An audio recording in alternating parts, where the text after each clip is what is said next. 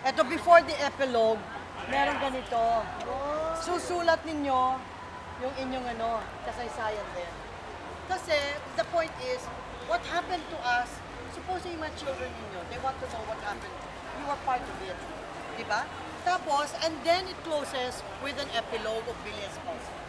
So, kaparti kayo nung libro.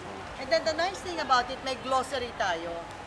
Kasi 25 years from now, hindi natin alam kung ano yung Noibi, kung ano yung Samar, yung Baller, iba-iba na yan di ba?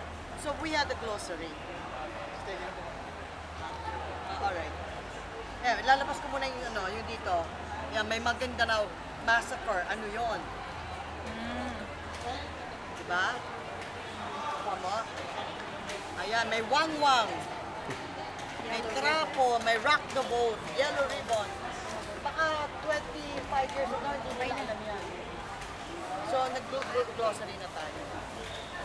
Okay. Tapos, this is tayo ang pagbabago. Yung opening nito is tayo ang taong bayan. Yun. So, it's a dedication to each and every one of us. That we were the ones who made the way.